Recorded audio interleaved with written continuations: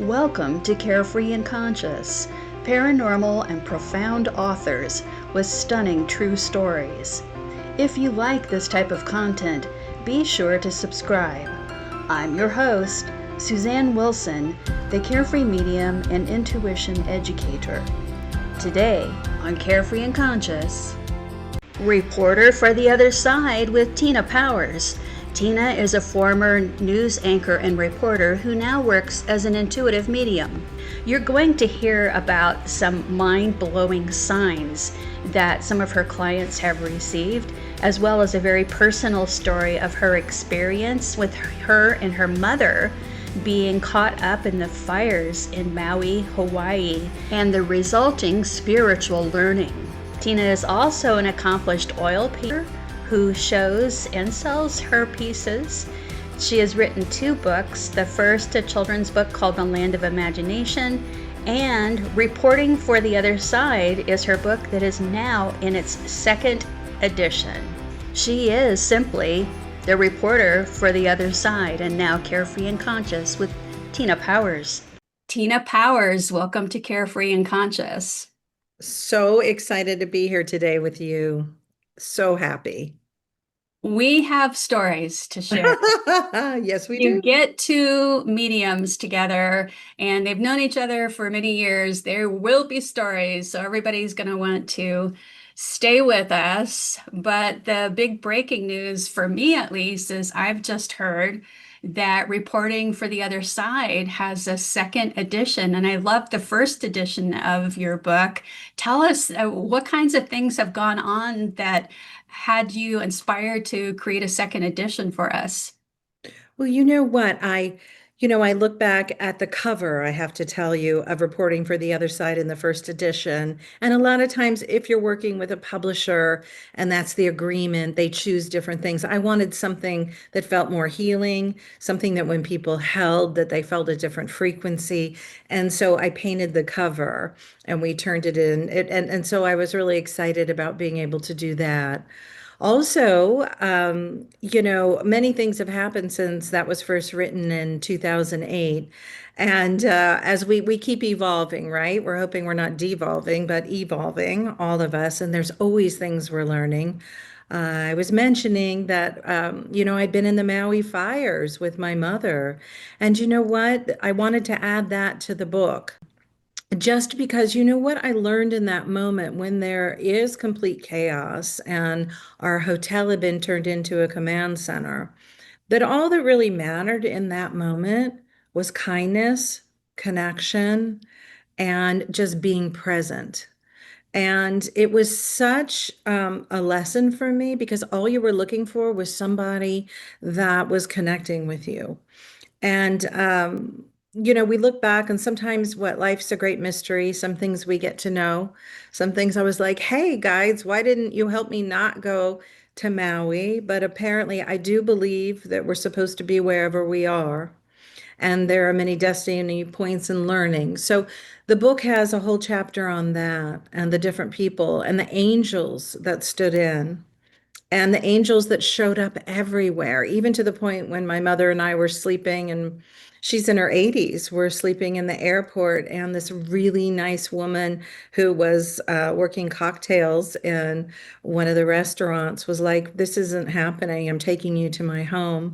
We show up at her home, and she's got Jesus on the front door and makes us this meal, and it's where strangers became friends. And really when we're all connected and in our higher selves, we forget how powerful we are as people. I am so stunned that you were in Maui during this fire because you're from Tucson. And in fact, we know each other from being in the same geographical state, but in a very similar metaphysical state as well. And we'll get to some of that. And you've been a reporter, a news anchor before, and we'll talk a little bit about your evolution too. But I really want to get to when somebody makes a 2nd edition of their book, it's because that's part of their soul. Yes. That's, right? It's something that you're Right. sharing. You have to be very brave to do.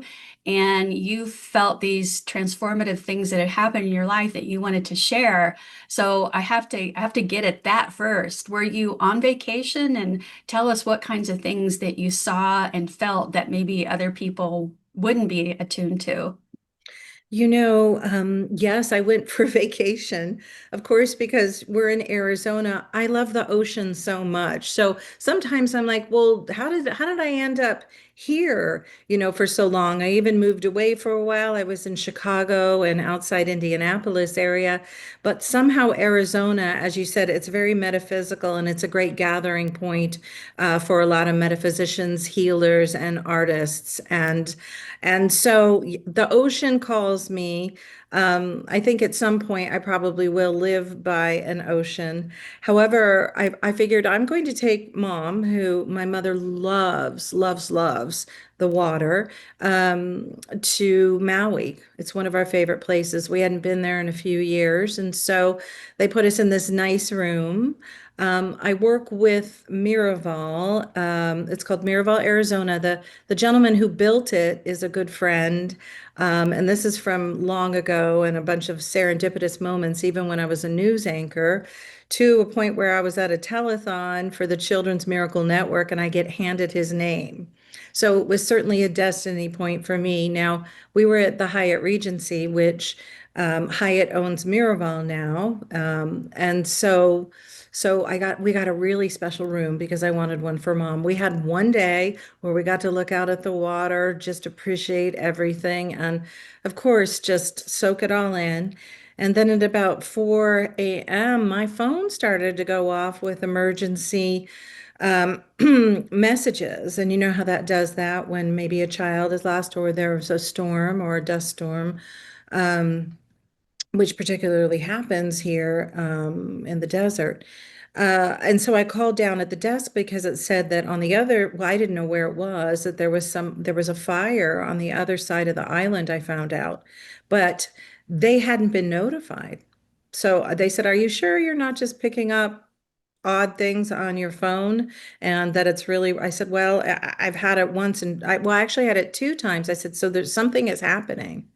So then all of a sudden the generator goes out, everything goes down about 15 minutes later. Um, I would say to you, I was like, okay, because I believe we're all psychic. We all can do mediumship. It's part of our brain. We all can have connections with our loved ones. I just think that some of us, maybe we came into this life to go, okay, I'm going to help teach it. I'm going to help everyone realize that they also have the light and that they have their own special gifts to give to the world. But I knew something was terribly wrong in that moment. And it just kept growing and growing. And there were evacuations happening. And, the way that Hyatt handled it was simply amazing. Everybody started to gather at night that night because we still didn't have any electricity. And really, there's only one road, except for if you take another road out. And my guides were like, don't take the other road, you'll get stuck. Wow, that's And, helpful. and it turned out that people were, driving and then getting stuck in the rigorous ones. And then they just kept saying to wait. And where it looked like we should flee, I waited. It was interesting because everybody went down I'm like, I'm going to go to the sundry store here and I'm going to get some supplies and some wine because if we're stuck, I'm going to have my mom was totally calm. We're going to have a glass of Pinot Grigio, and we're just going to stay for a moment. It got increasingly worse during the night. The next day, you could see it from the balcony. There was no food. All the food had shut down. You see how fast things can happen. But what you also see is all the heroes and all the angels. And it was both. It was horrifying, and then there were amazing miracles. So I just witnessed families coming and huddling, people who had lost everything that were still, this man showed up. It was his home. He had lived there, his whole life in Lahaina. And he was just grateful that he was alive. He didn't care about any of the material things. We talked, people were real. In those moments, people are so real. And it's actually quite beautiful. Finally, the state did we were there 2.5 days, I think. And then I was like, there was a bus, and I said, I think we need to get on this bus. And by the time we got out, they took us through Lahaina, and although it stopped about less than 3 miles from our hotel, it looked like a bomb had dropped, and it's so interesting, because there you could have heard a pin drop. We had no idea because we were just a little bit further away of going through that wreckage. It really looked like a war zone and something that I had never seen before. I could feel all the souls, in the other side, but it felt very, I will tell you, it felt like everybody had ascended and was already in heaven or in a higher place that was in that area that we were driving through. Um, you know, you realize too how quickly, because of working for the news, you hear about it, and then all of a sudden, like, we're not hearing about it anymore. And all those people still don't have their homes. All those people still don't have, what is the real story? That the alarms didn't go off. There wasn't water. I mean, it was just, uh, I just learned to appreciate even more and to have more reverence and to be present with whoever is in front of me more, and that anything can happen in a moment. Um, So I was grateful that I was able to help my mom who is elderly out. But I'll tell you, you're forever changed when you go through something like that. You have a history of being a reporter on the Yeah. scene of people's worst possible days of their lives. And you changed your life into a spiritual teacher and an intuitive and a medium, and you help a lot of people. Tina, did you feel helpless? Yes, in part, yes, I did. And then there's something that happens when you're in the middle of that, and I could only call it grace, which actually lifts you to be able to be of service. And all that mattered in that moment was either being present, hearing somebody's story, getting somebody help. And I watched all the employees at the Hyatt Regency were angels. I mean, they were helping. Everybody went into action. There were a lot of locals who worked there as well. So yes, you feel helpless. But then, like, you start praying in that moment, silently or aloud, and help comes whether we pray or not. But I believe when we do pray and we ask for things intentionally, since we do have free will on this earth plane, it magnifies and intensifies our connection to God, to spirit, to source, whatever the thought form is, and that they can help us even more because we've requested it. So, as a reporter, I look back sometimes, I was in my 20s when I first started. And of course, I'm only 25 now. But no, Okay. just kidding. Well, I'm just trying to lighten the mood a little bit. Yeah, yeah. I But know this is look, guys, we know listeners, this is intense. But we have someone with a unique perspective that has gone through it. And I think you stick with this conversation, you see a lot of light here. yeah, well, the light always comes through. I always go back to Mr. Rogers' mom. Did you ever hear what she told him? Always look for the helpers. Look for the helpers. Don't look and as a reporter, I was at the aftermath of a lot of situations. Um, you know, but I was also a reporter for a lot of wonderful things. I remember I would sneak things in there like, let's do a series on angels, you guys. Everybody's interested in angels, or let's do one on dreams. So media can be used to spread goodness, it's an amplifier, or negativity. And so I speak a lot about this that, if you really look at a newscast, a lot of times it's sort of like, look what didn't happen to you today. And there were more than nine stories in the world and they weren't negative. So somehow, the listener today, and who's ever watching this, I just ask you, you can make a game out of it. Count how many negative stories there were, and realize that this simply isn't true. Now, there are certain things we need to know about, and media can be used this way. But right now, at least from what I've observed, we don't know what the truth is or what isn't. What is the frequency of truth? And I think that our bodies can feel when something's authentic and when something's off. And with AI being a helper, and then also a lot of things that aren't true, I hear people listening to podcasts that I know are AI generated, and that's an AI voice, and it isn't even true. So, it's really important that we get in touch with our own meters, our own how we feel, our own gifts, of what feels true and what doesn't, and check it out. Be your own journalist. We used to not be able to run with a story unless we had three sources at least that would corroborate something. We had check things out. Don't just take it at face value. And also don't take, because we can feel powerless after watching a newscast, or we can feel uplifted after, watching a show on, an everyday hero. Well, you got to see some of the best of humanity from what you just shared.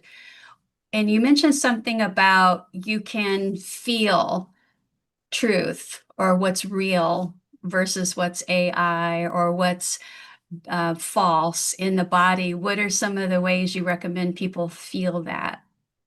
Well, I always, I've gone through different meditation practices, but getting quiet and say you listen to something, feel how that resonates in your body. Does it feel negative? Does it feel like a no? Does it push in on your body, or does it lift you? Now, even if we're hearing something sad, check it out, meaning go online, see if there are other, even check out Snopes. I've done that before where people were watching a trial and I'm like, no, no, no, that's not true. Look at this has been proven wrong. So do some research. But getting quiet and registering how you're feeling, the clairsentience, the clear feeling channel is super important. Also, when you're talking with somebody, you can feel how does your body feel? Not letting your mind talk you out of it. Do you feel like maybe this isn't the right connection? Do you feel that this person isn't safe? Do you feel this person is safe? Do you feel now some things are lessons? Well, let me just say, at least this is where I am at this point. I feel like everything is an opportunity to learn, right? At least that comes up in our lives. And we're having a lot thrown at us daily from the outside, internal karma, both negative and positive coming up. So it's like sorting through what are our lessons? Is it about taking my power back? Is it about feeling my truth? Is it about, also to feel and exercise your different channels of clairaudience, clairsentience, and get in touch really with your own GPS. Go to a workshop, check out online who resonates with you. I also take that class, even if other people think you're crazy. I've gotten to the point where I think I was in front of like 200 New Yorkers, and I said, and again, we were having fun, but I said, oh my, the land or flat people are here. And they laughed. And I said, I don't have all the answers, but I certainly know that there's a lot more to everything and it's worth checking out. You can feel, I had read somewhere that authenticity is one of the highest frequencies and you can feel it. Would you agree? Absolutely. And that's one of the reasons when I was on the board of the Afterlife Research Institute, I always said we have to have Tina Powers at our conferences because you're practical, you're pragmatic, you're like me, you want to give people real intuitive tools that they can use to empower them rather than make them dependent on getting readings. And then you and I presented a program, a weekend program a while back called Bridging Heaven and Earth to help people do that. And we also demonstrated those tools.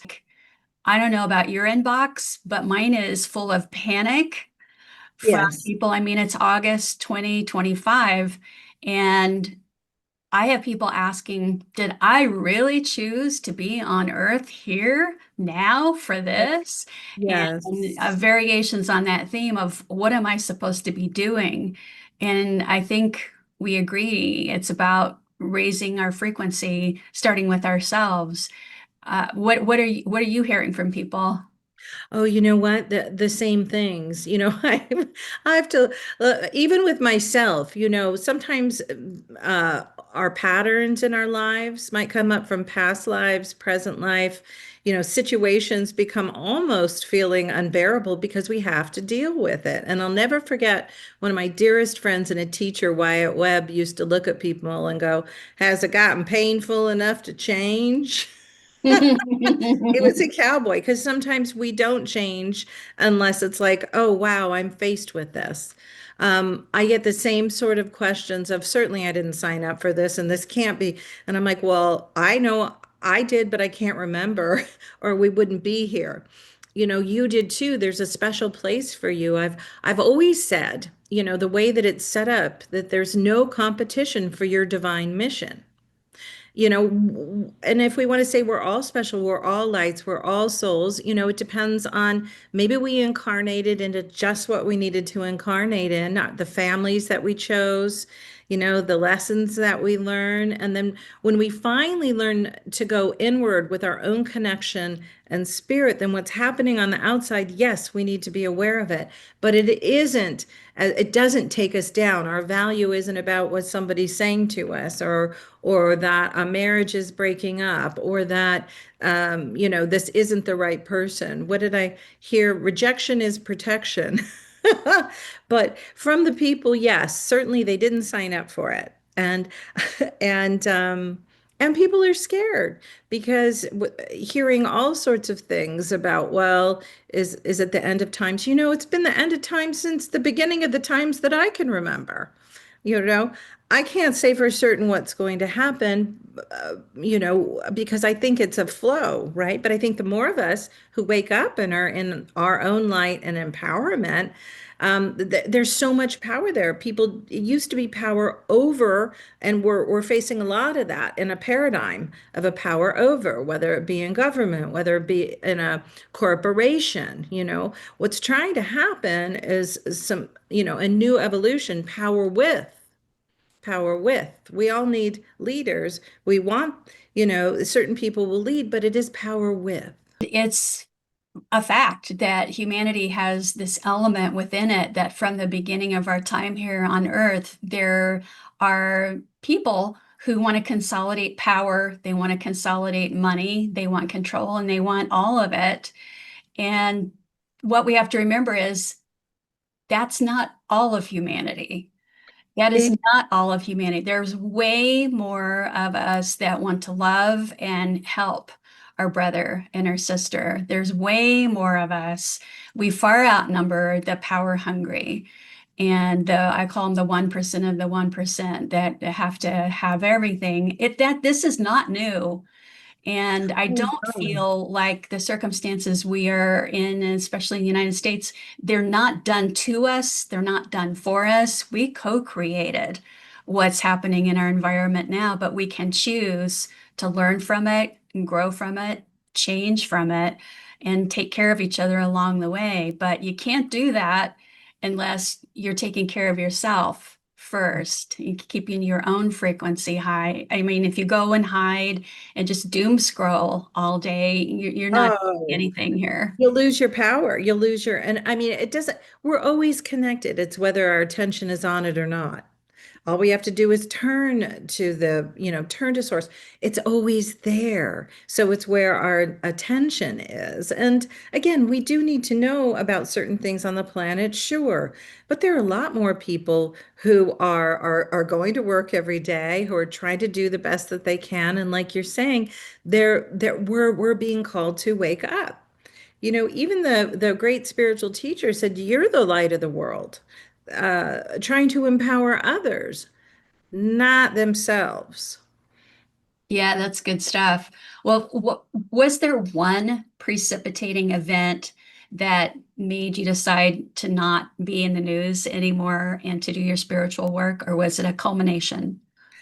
It was there. I think it was starting to be a culmination. The first thing that happened is I probably had seven different news directors. And I think my guide said, "You're going to have to go. You're so sensitive. You have to get in that newsroom and learn how to hold your own frequency." And especially when you're on a newscast and people are doing all sorts of stuff and you've got stuff in your ears. The last news director I had, I was so excited because there was a woman news director, and I thought, finally. Um, well, she didn't like me, no matter what. There was nothing I could do, even if I stood on my head and walked in whatever. She wasn't having any of it. And I remember being called in, before a newscast, and she says, "I don't know what it is about you I don't like on the air, but when I figure it out, I'll let you know."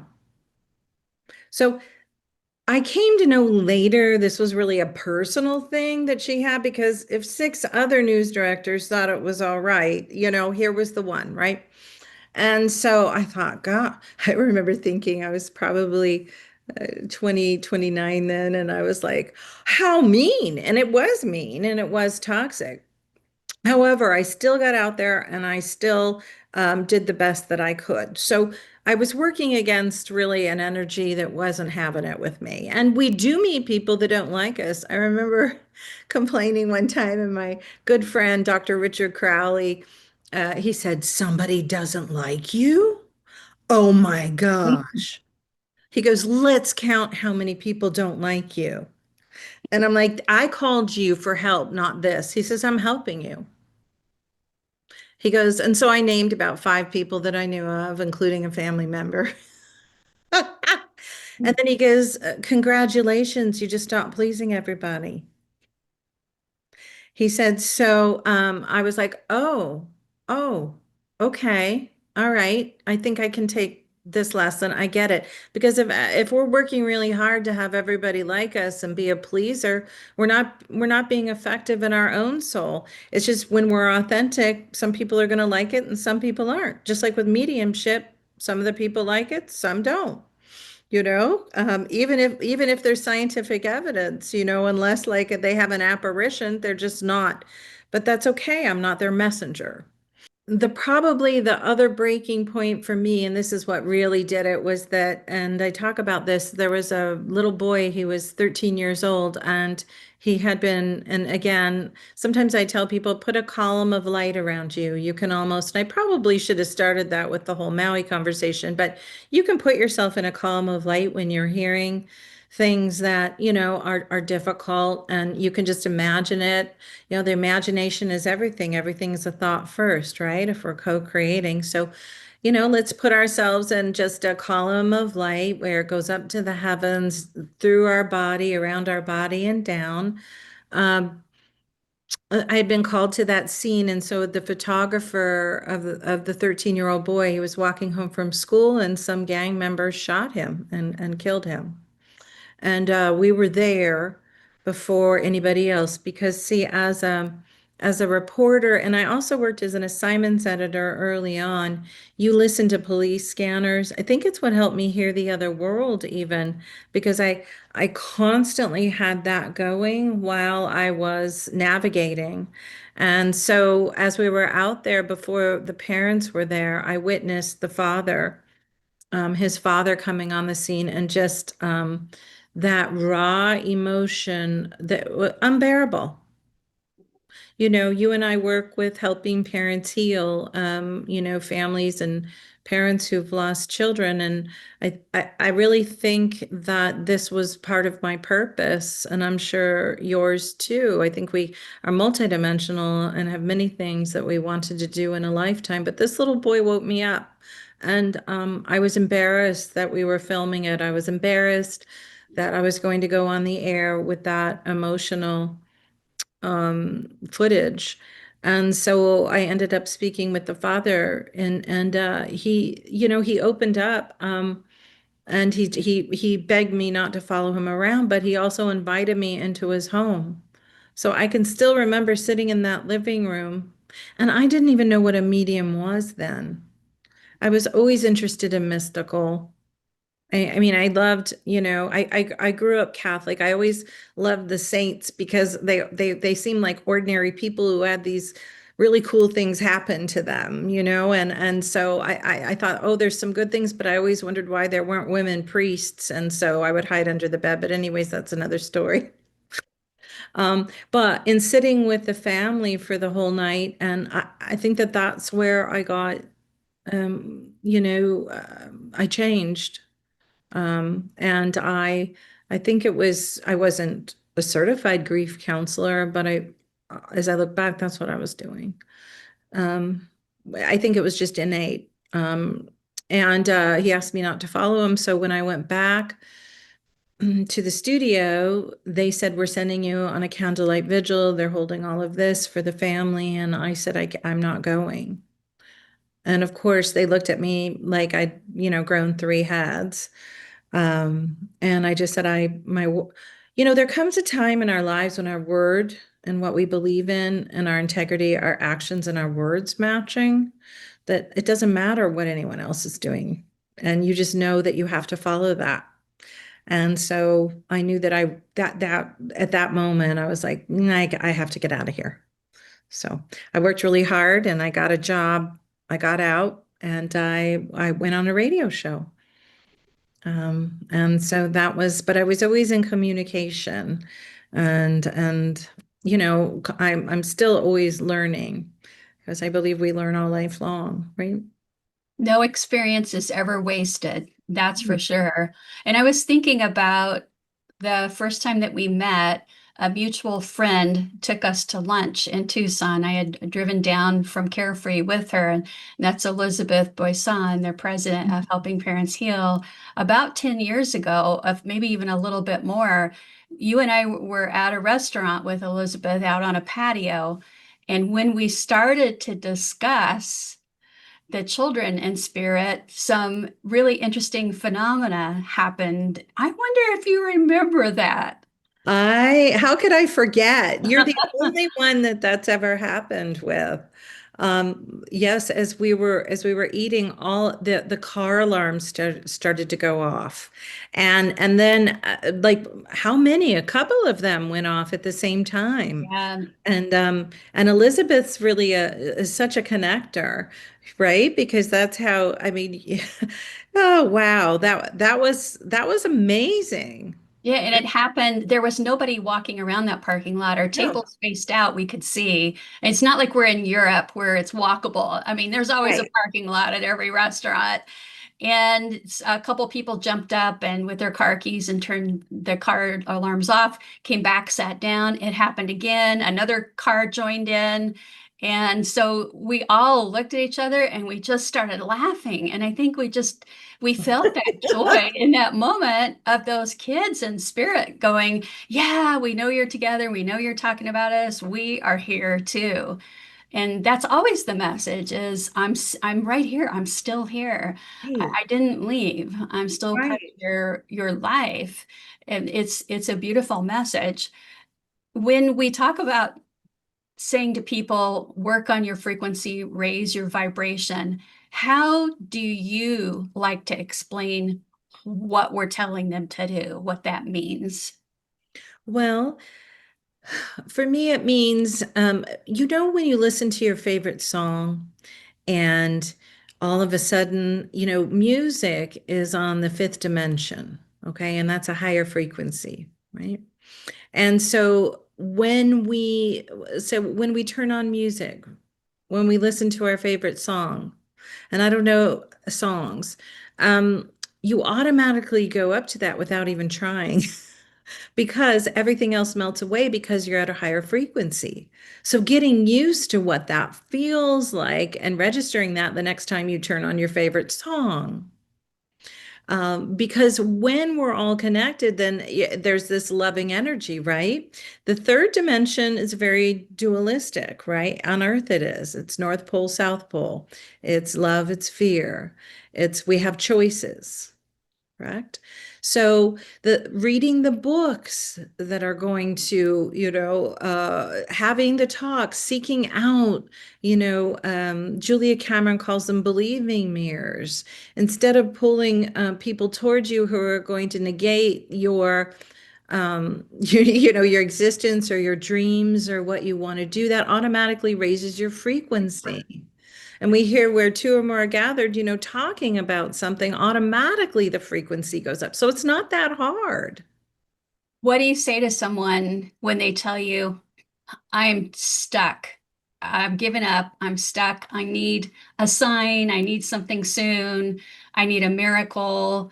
I mean, it's hard to tell them, oh, start with your prayer and your meditation and your journaling when they're saying, no, I'm really, really at the bottom. Well, that's where we have to ask for help. So whether that's help in on both the spiritual level, that's where we have to ask for help, because if we don't ask for help, then in that experience, I understand it. And again, I'm not a diagnostic. Sometimes the grief, I understand that, can be so deep that we don't think we're ever going to get out of it, or that this is never going to change. And it's hard to remember that this too shall pass when we're in the middle of darkness. But the minute you ask for help spiritually or reach out to somebody, and now they may be reaching out to you, you realize, well, as a medium, I can do some things, but this person may really need a therapist, like a spiritual therapist or somebody to unpack some trauma with them, to unpack things. We have to start investing in ourselves. Um, and it depends on how far they've gone in that. They may need some real help where they need to go be in a facility and get some help. But you know, I also, this is coming to me, that person asking them, like, who do they look up to?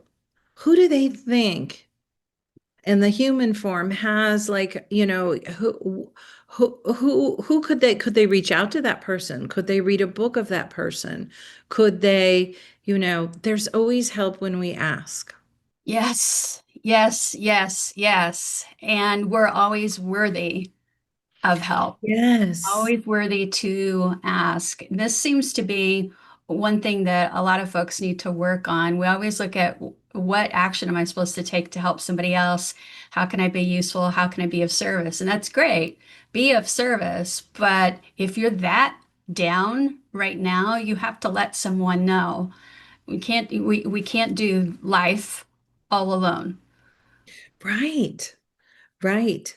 And like Wyatt said, who I bring up, that master teacher of mine in human form, has it gotten painful enough to change? And if you say yes, then that means we have to take steps forward. What are those steps? Probably getting a therapist, letting somebody know you're feeling this way. Not being, there's no shame. I mean, shame is projected all over the place, and a lot of it as we're growing up, it wasn't even ours. It wasn't even ours. And and I would also suggest, finding, and it's always word of mouth. I've still found of different practitioners, of who you align with, but finding somebody that will help you, that's really good at what they do. I know I've gotten acupuncture before. I've also been, where we're doing some childhood work. We all have work to do here on earth. It's not like, that everybody has trauma here. It just depends on where we are and different lifetimes and what happened. But there's the healer that you match with, right? And going with that and investing in yourself because we've so been taught to run around. I mean, I remember even knowing like as a medium, if I don't say no sometimes or I don't learn boundaries, if I don't learn boundaries, like I'm gonna blow up, like because you want to be of service, but if you have to fill your own well. And this is for all of us in our lives. It's not self-centered, it's centered in self. Hey, I've learned some boundary stuff from you. I'm So, still learning because the natural thing is to want to help always. But then I have a friend, she's in her 80s. She was and she still is an amazing healer. She's just not practicing anymore. But I remember she looked at me, she goes, "How funny do we look where we're running around going, here, let me help you." And we're not helping ourselves, you know? yeah, for sure. Let's talk about some fun stuff, like Okay. the connections, like the really like cool signs and connections that people make on their own and possibilities. And I want to tell you one thing. I call it hiking in heaven, and it's a chapter in my book, and I presented it at one of the Helping Parents Heal conferences. It's going to be a long story. We won't go into all of it here, but this is something that in the afterlife research, of which we have 21 decades now, it's a cross correspondence. And that's when two mediums completely separate from each other and not in communication receive the same very specific piece of information. I was doing a reading on Skype with a woman across the country, and her son came in. He gave evidence that it was him.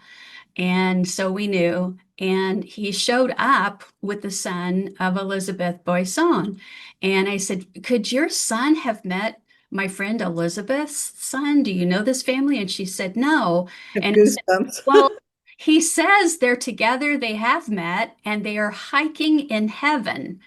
And this woman, Jody, showed me her son's picture later. And I said, "Yeah, that's who I saw." And I said, "He was really about his hiking boots." And she's like, "Oh, he loved those boots. He passed in those boots." And Mm. then a few weeks later, no one knew about this.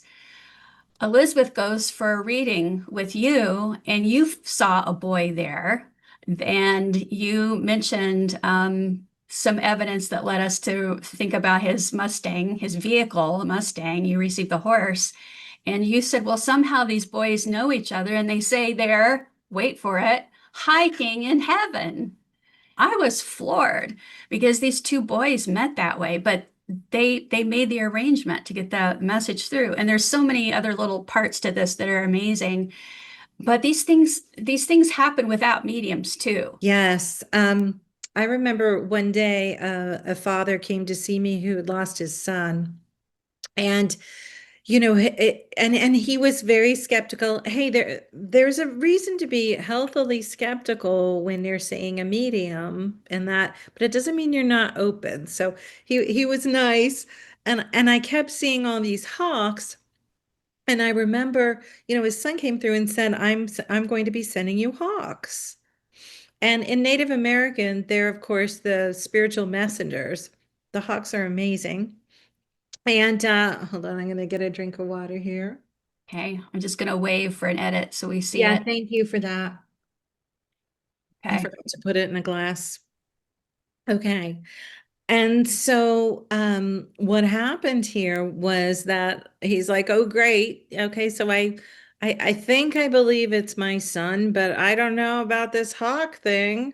So he like left and he was really questioning. So then the next day, I get this text from him, and he says, "Well, I went to his grave site to go talk to him, and no hawks." And I'm like, "Oh, Oh, I'm so like it should sorry." have immediately I happened. know, I know. I'm like, "Oh, I'm Come on, sorry." people. And he goes, "But then there was this. When he drove to work in downtown Scottsdale, there were four hawks waiting for him outside of his work." And Whoa. he said, there are not hawks in the city, and he took pictures of them, and he was so delighted, and so was I. Um, but spirit, I mean, when they're in spirit, they are such great demonstrators, and so we as mediums have to be willing to be, like I said, we don't know everything, right? But I sure hope what I'm getting is accurate. So when we hear the validation, it is nice, but also magnificent. For Hawks, he knew for sure his son was with him. That's Um, wild. isn't that cool? You know, um, well, I don't know why this is coming through, but this actually happened to me early on. Um, I remember having lucid dreaming and seeing a young woman. I can still see her as clear as day. She was in my hallway and she had on dolphin shorts. She was about 16. It was now I was dreaming, but I wasn't. So you know what it's like out of body, right? And I don't know if you'd call it astral travel or lucid, but um, so she's staring at me. She's got a ponytail, red hair, and she's got this older woman with her. And then I realize, oh, she's a little confused. And so I said, oh, well, you're in spirit, but you're at a safe place. And then she went away. So I'm doing a reading the next day, and there's this woman, and I said, there was this really, she was such a pretty girl, and she had on dolphin shorts and Adidas flip-flops and the whole thing, and her hair and this and a white. She goes, that's my daughter. So her daughter had appeared in the lucid dreaming before. She was a little early for the appointment. Oh, But interesting. was able to say. So I just want to say to people, you'll always remember the visitations stay in your aura. They stay with you forever. And you might not remember the whole dream, although you can request it before you go to sleep to see somebody or, to remember more, or even if you have a problem, ask for the solution from your guides in the dream time. The key is letting go to whatever it is. But over and over, most people, because if we see an apparition, a lot of us, it can be jarring. So they come to us when our body's resting and we can meet them in the astral, have big talks and know everything's okay. Please know you saw somebody, that is not a coincidence. That's a visitation. Yeah, and nobody has to agree with you on it either. You don't have to ask somebody and go, what's your opinion? Was that real? I mean, it's real to you. You feel it. You know it because other dreams, sometimes I still wake up like I'm producing a newscast and I can't get it done and I don't have enough. And I wake up at 3 a.m. or, there's these intense, like I had a friend who dreamt of tornadoes all the time, repeatedly, and would wake up. A lot of times those, maybe we could call them dumping dreams. Our subconscious is trying to dump that energy so then we don't have to relive it in this conscious way. Also, it can be a past life situation coming up, so it can be cleared in our cellular memory when it comes up. I'm trying to think of there've been so many. Um, Pennies from Heaven. I'll never forget this woman, and her father had passed, and he said he was going to use pennies to say hello to her. And that, sometimes they use coins, they use all different, that music, please know that they are speaking to you. How they do that, I still don't know, but it's sort of like, when we all go over to the other world, we'll figure out how to do it because we'll probably be doing it to people. But maybe Susanne, how they do it, but it's quite amazing. But with the pennies, I remember, it says in God we trust. So that's why I always call them pennies from heaven. And she's in New York and she goes to a bus stop. It's right in Manhattan. And there's a penny on the ground. She's like, oh, look, here's dad is saying hi. And then all of a sudden, all these pennies started unearthing. Oh, that's that. Oh, that is a very significant apport to just appear while the receiver is observing. That's pretty cool. So she gathered all of them and had them and took them. And the girls that were sitting at the bus bench saw and witnessed everything. And it's almost like your human eyes can't, but these moments happen. And I know they happen, and then we go back to life, right? And so my mom says, and some days we just do the laundry. I love that. Your mom And is then some cool. days she's really cool. And so, but these and instead of saying, and I know Suzanne, you and I agree with this, instead of saying, oh, well, gosh, there must be some scientific explanation to this. It's like we say thank you to spirit. Thank you, yes, please, and more. Because the more Yeah. we open the channel, that also puts us at the higher frequency so we can receive and see all the beauty as we start, recognizing more there's beauty all around us. There are miracles all around us, but these specific signs when they happen, what a gift from spirit. Yeah, write that down, folks. Write that down.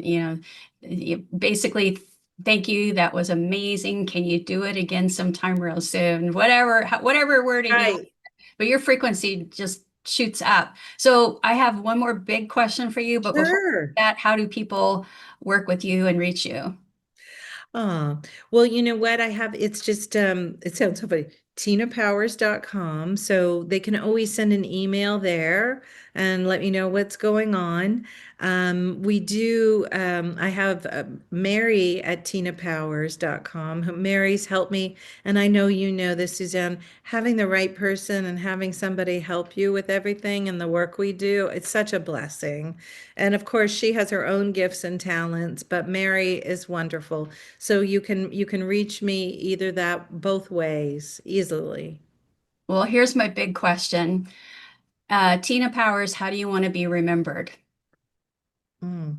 Wow, the way that you say that almost makes me tear up. Well, you're not going anywhere I anytime. know, no, no, but I mean it's a deep question, It is. Um, It I, is.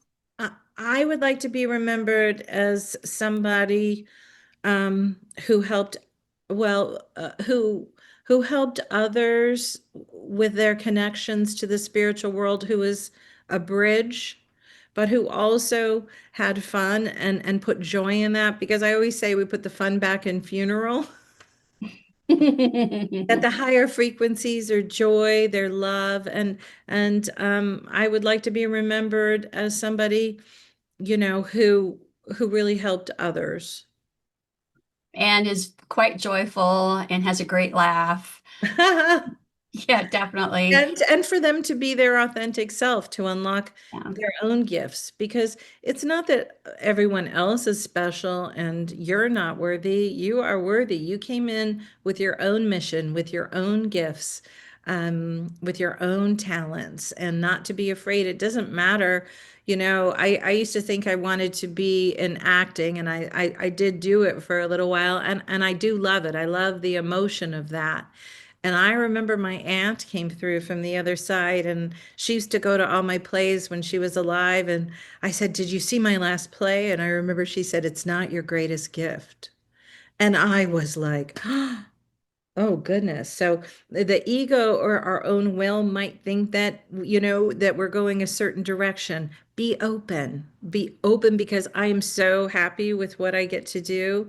And everything I learned up until this point helps me do that. I'm very happy that you are who you are and also someone I call my friend. You are my friend. And I've had the most amazing readings with Susanne. And when I've really needed help, I've reached out to her and she helped me. And so thank you. And so we all need, we all go through growing pains, but just know again, it always passes. This is your journey. Let's make the best of it. Her website is tinapowers.com. Tina, thank you. Thank you so much for having me. Love you. Visit our website, carefreemedium.com, or find us on social media at Carefree Medium. Thanks for supporting Carefree and Conscious.